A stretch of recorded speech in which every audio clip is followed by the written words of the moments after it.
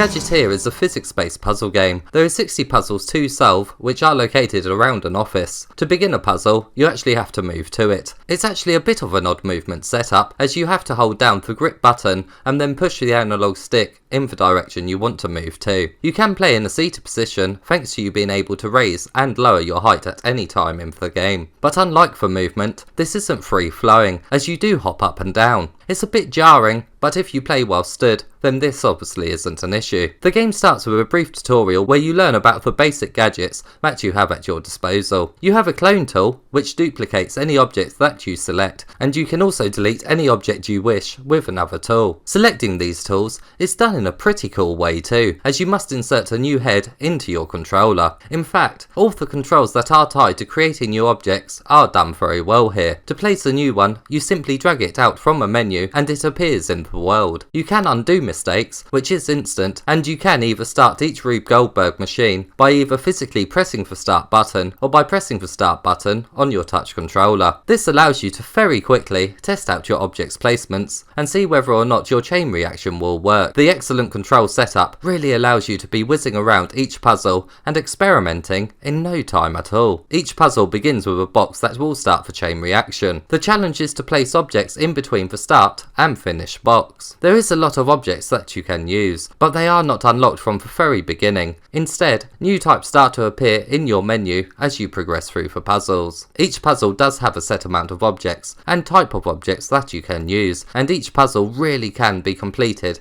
in countless ways, which is both a good and bad thing, as the freedom you're given, along with the amount of blocks that you can use in one single puzzle, makes the game pretty easy, right up until around the 30th puzzle or so. A new tool unlocks early on too, which gives you the ability to freeze blocks in place. You know what blocks have been frozen thanks to a cold-like texture animation on them. This really allows you to create some very unique routes to the finish line, as you're not limited to placing objects on the static furniture in the office. Once again, these puzzles really can be completed in countless ways. The game is at its best though, when you must really apply your best puzzle solving skills to each contraption. Some of the most mind-bending puzzles come when you must clear a path first to allow the ball to reach the finish line. Timing is everything in these types of puzzles, and they certainly force you to think about your contraption layout in a whole new way. The same can be said when you're given two balls to place down in one single puzzle. Some other fun puzzles come when you must launch something across the room. These are pretty fun to watch, although sometimes the physics engine doesn't always completely react in exactly the same way as its previous time. This can create some minor frustrating moments as you keep hitting the replay button to get your creation to play out in the same way again for your newly placed blocks. The 60 puzzles are not unlocked from the very beginning. Instead, rooms of this office space are blocked off until you complete each series of puzzles. You don't have to complete them in a certain order, but you will need to beat all of them in a room to unlock the next room's door. When you beat about half of the puzzles, the time of the day changes, which changes the mood and tone quite a bit. Well, they really will make video games about anything these days. Why can't these actors just stick to making films?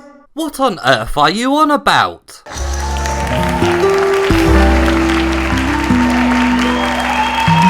The game also comes with a sandbox mode, where you can really allow your imagination to run wild. The whole of the office is unlocked for you to make your contraption in, and all of the objects that are normally locked to certain puzzles are unlocked for you to use here. It does become more clear here though, how many objects you actually have at your disposal. There is quite a few, but a few more really could have elevated this mode. That's not to say you can't still be very creative though. You can certainly make some quite intricate machines if you wanted to here, or you could just make a 3D model by using the freeze ability. It really is your own little physics engine playground, and is a very welcomed addition to the game. You know, Hollywood always seems to make games about blocks. First Spielberg done Boom Blocks, and now we have this. I just don't understand what their fascination with them is.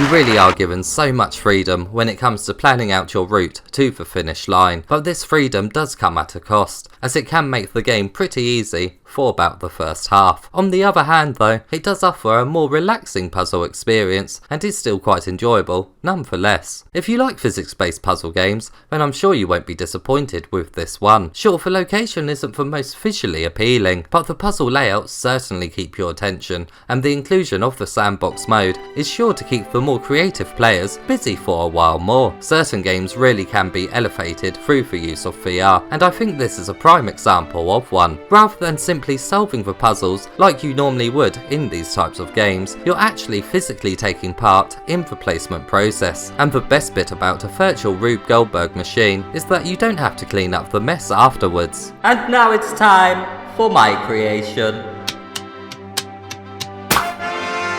It's called a Rube Goldberg machine, Mr Oculus, not Whoopi.